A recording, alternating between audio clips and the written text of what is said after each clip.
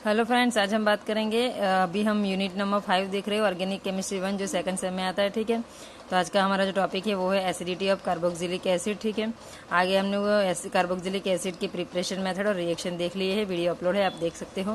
तो पहले हम देखेंगे कार्बोक्सिलिक एसिड। ठीक है, वो क्या है। तो कार्बोक्सिलिक एसिड ऑर्गेनिक कंपाउंड है और उसका एसिडिक नेचर होता है। ठीक है, और ये इसका स्ट्रक्चर है। ठीक है,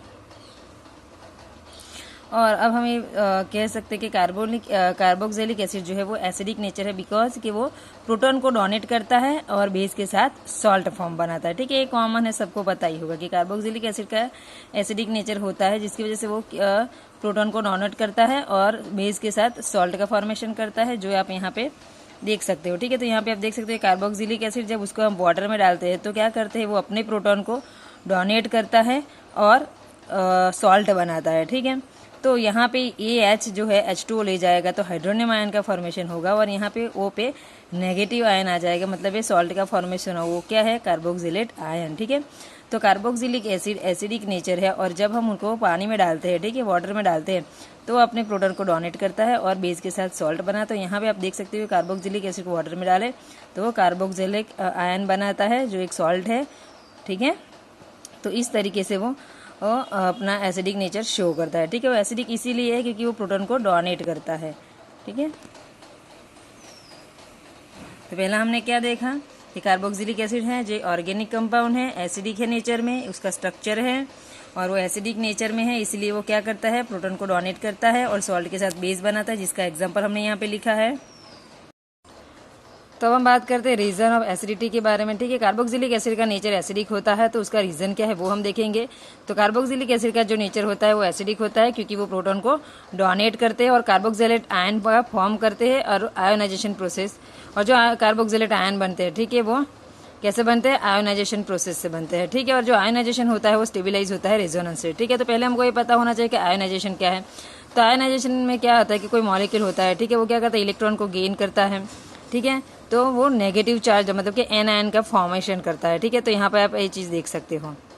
ठीक है, क्या करता है, नेगेटिव चार्ज अगर कोई आयन बनता है, ठीक है, जिसको हम एन आयन का बोलते हैं, तो यहाँ पे क्या होता है कि कोई मॉलिक्यूल जो होता है वो मॉलिक्यूल अगर इलेक्ट्रॉन गेन करता है तो वो नेगेटिव चार्ज आयन बनाते हैं, जिसे हम एन आयन बोलते हैं, एन आयन बनाते हैं, और इसी प्रोसेस को हम आयोनाइजेशन बोलते हैं। और ये जो आयोनाइजेशन होता है, ठीक है, वो स्टेबिलाईज होता है रेजोनेंस से। ठीक है, और रेजोनेंस क्या है, कोई भी मॉलिक्यूल में इलेक्ट्रॉन का डीलोकलाइजेशन होना। ठीक है, delocalization of electron within a molecule, जिसे हम रेजोनेंस बोलेंगे। ठीक है, तो कार्बोक्सिलिक एसिड का नेचर एसिडिक इसलिए है क्योंकि वो प्रोटॉन को डोनेट करता है, और प्रोटॉन को डोनेट करता है उसकी वजह से कार्बोक्सिलेट आयन बनते हैं, और ये जो आयन बनते हैं वो आयोनाइजेशन की वजह से बनते हैं, और आयोनाइजेशन जो होता है वो स्टेबिलाईज होता है रेजोनेंस की वजह से। ठीक है, तो मैंने बता दिया कि आयोनाइजेशन किसे बोलते हैं हम, कि कोई अगर कोई इस पर्टिकुलर इसमें देखे तो क्या होता है, कोई मॉलिक्यूल होता है वो इलेक्ट्रॉन को गेन करके नेगेटिव चार्ज आयन बनाते हैं। ठीक है, तो एन आयन बनाते हैं, इस कार्बोक्सिलिक एसिड में एन आयन बनाते हैं, जिसे हम आयोनाइजेशन कहता है। कभी कभी ऐसा भी होता है कि इलेक्ट्रॉन को लॉस करके कैटायन भी बनाता है, लेकिन पर्टिकुलर इसमें वो नेगेटिव चार्ज आयन बनाता है, तो इस प्रोसेस को हम आयोनाइजेशन बोलते हैं। और ये जो आयोनाइजेशन होता है, ठीक है, वो स्टेबिलाईज होता है रेजोनेंस से। रेजोनेंस क्या होता है, कोई भी मॉलिक्यूल में क्या होता है, इलेक्ट्रॉन का डीलोकलाइजेशन होना। ठीक है, तो यहाँ पे आप ये जो हमारा कार्बोक्सिलेट आयन है, ठीक है, इसको हम इस तरीके से लिख सकते हैं खोल के स्ट्रक्चर। ठीक है, तो ये रेजोनेंस स्ट्रक्चर हमने ये लिखा है कार्बोक्सिलेट आयन का, आप देख सकते हो यहाँ पे। ठीक है, तो आप यहाँ पे ये चीज़ देख सकते हो कि कार्बोक्सिलेट आयन है। ठीक है, तो यहाँ पे क्या होता है, रेजोनेंस चलता रहता है। ठीक है, ये डबल बॉन्ड है, ये उस पे नेगेटिव साइन है। ठीक है, तो कभी ये अब ये क्या करेगा, इलेक्ट्रॉन को वापस डोनेट करने का चार्ज करेगा, तो कार्बन की वैलेंसी में प्रॉब्लम आ जाएगा, तो फिर ये बॉन्ड ब्रेक होकर यहाँ पे नेगेटिव साइन आ जाएगा। ठीक है, तो आप देख सकते हो ये स्ट्रक्चर बन जाएगा। फिर ये स्ट्रक्चर बनने के बाद क्या करेगा, ये अपने इलेक्ट्रॉन को यहाँ से डबल बॉन्ड बनाने का ट्राई करेगा, तो यहाँ से बॉन्ड यहाँ शिफ्ट होंगे, तो ये स्ट्रक्चर बन जाएगा। ठीक है, इस तरीके से रेजोनेंस होता ही रहता है, होता ही रहता है। और यहाँ पे जो नीचे देख रहे हैं वो है उसका हाइब्रिड स्ट्रक्चर। ठीक है, तो हाइब्रिड स्ट्रक्चर में दोनों साइड ऑक्सीजन पे नेगेटिव और पार्शियली पॉजिटिव, सॉरी हाँ, उसको यहाँ पे पार्शियली नेगेटिव हमने दिखाया है। ठीक है, तो यहाँ पे बॉन्ड फॉर्मेशन होने का या बॉन्ड टूटने का यहाँ पे हम हाइब्रिड स्ट्रक्चर में दिखा रहे हैं। तो रेजोनेंस स्ट्रक्चर जो कार्बोक्सिलेट आयन का होता है, ठीक है, तो ये कार्बोक्सिलेट आयन है। ठीक है, वो क्या करता है, इलेक्ट्रॉन अगर यहाँ पे आप देख सकते हो कि ये ऑक्सीजन अगर इलेक्ट्रॉन यहाँ डोनेट करेगा तो अगर यहाँ पे डबल बॉन्ड क्रिएट हो गए हैं हो रहे हैं तो कार्बन की वैलेंसी में प्रॉब्लम होगा, तो ये बॉन्ड ब्रेक होगा और इलेक्ट्रॉन यहाँ शिफ्ट होगा, तो ये स्ट्रक्चर बनेगा। ये स्ट्रक्चर बन जाता है तो क्या होता है, ये जो इलेक्ट्रॉन है वो अपने वापस इलेक्ट्रॉन डोनेट करने का ट्राई करेगा, तो यहाँ डबल बॉन्ड बनेगा, तो ये बॉन्ड टूट के यहाँ जाएगा, तो ये स्ट्रक्चर बनेगा। तो इस तरीके से रेजोनेंस होता रहता है और रेजोनेंस की वजह से ही कार्बोक्सिलेट आयन जो होता है वो नेचर में एसिडिक होता है, इसका हाइब्रिड स्ट्रक्चर है। ठीक है, तो रेजोनेंस अपने ही एन आयन को स्टेबलाइज करने का ट्राई करता है, वही रीजन है कि कार्बोक्सिलिक एसिड का जो नेचर है वो एसिडिक है। ठीक है, तो मेन इंपॉर्टेंट चीज क्या है एसिडिक नेचर की, रेजोनेंस, और वो प्रोटॉन को डोनेट करते हैं। ठीक है, तो रेजोनेंस एंड एसिडिटी, ठीक है, पॉसिबल इसीलिए है क्योंकि वहां पे कार्बोनाइल ग्रुप प्रेजेंट है, सी डबल बॉन्ड ओ। ठीक है, अब बात करते हैं एसिडिटी कांस्टेंट के बारे में। ठीक है, तो आयोनाइजेशन जो है वो हमें डिस्क्राइब करते हैं एक इक्विलिब्रियम कांस्टेंट से, जिसको हम बोलेंगे एसिडिटी कांस्टेंट, और उसको डिनोट किया जाएगा के से। ठीक है, एसिडिटी कांस्टेंट जो उसकी डेफिनेशन आप यहाँ पे लिख सकते हो कि concentration of the product of ionization in moles per litre divided by concentration of unionized acid. ठीक है, तो ये हमको यहाँ पे दिखाना है रिएक्शन में। ठीक है, तो यहाँ पे देख रहे हो कार्बोक्सिलिक एसिड है, जब उसको वाटर में डालते हैं तो कार्बोक्सिलिक एनाइड का फॉर्मेशन होता है, हाइड्रोनियम फॉर्मेशन होता है।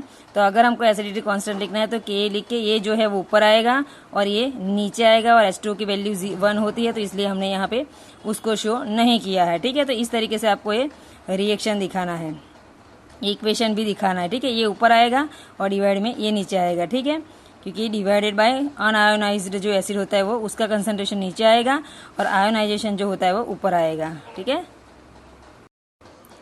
यहाँ पे आप देख सकते हो कि K is directly proportional to H3O plus और H प्लस, मतलब ये प्रोटॉन है। ठीक है, तो ये जो के का कंसंट्रेशन डायरेक्टली प्रोपोर्शनल होता है H3O प्लस, या तो आप प्रोटॉन लिख सकते हो। ठीक है, तो इसका ये मतलब है कि H प्लस का अगर इंक्रीज है, ठीक है, H प्लस इंक्रीज है तो के भी इंक्रीज रहेगा और एसिडिक नेचर भी इंक्रीज ही रहेगा। ठीक है, तीनों की वैल्यू इंक्रीज ही रहेगी। ठीक है, आप मान लो कि ज्यादा है तो एसिडिक नेचर भी ज्यादा ही होगा। ठीक है, अब हम बात करते हैं पीके वैल्यू की। तो पीके वैल्यू हम कैसे फाइंड कर सकते हैं, तो पीके वैल्यू हमको फाइंड करना है तो pK is equal to log minus log K A. ठीक है, तो हमको ये पीके का वैल्यू मिल जाएगा। ठीक है, तो आपको एक चीज याद रखनी है, माइनस साइन है, तो के का वैल्यू अगर इंक्रीज है तो पीके का वैल्यू डिक्रीज होगा, क्योंकि यहाँ पे माइनस है, आप चीज आपको भूलना नहीं है। ठीक है, तो H प्लस का अगर वैल्यू इंक्रीज है तो के का वैल्यू भी इंक्रीज होगा, एसिडिक नेचर भी इंक्रीज होगा, तब पीके वैल्यू क्या होगा, डिक्रीज होगा। ठीक है, आपको बहुत सारी कमेंट पूछी जाएगी, पीके वैल्यू अगर आपको दी गई है और कम है दो कंपाउंड की, तो आपको देखना है जिसकी वैल्यू कम है वो ज्यादा एसिडिक नेचर में होगा। ठीक है, ये सारे चीज आपको याद रखना है, मोस्ट इंपॉर्टेंट है। तो हम इस तरीके से लिख सकते हैं कि acidic nature is directly proportional 1/pK। ठीक है, तो इस तरीके से आपको ये चीजें आप याद रखोगे तभी आपको कमेंट के आंसर आएंगे। ठीक है, तो यहाँ पे एसिडिटी ऑफ कार्बोक्सिलिक एसिड का टॉपिक खत्म होता है।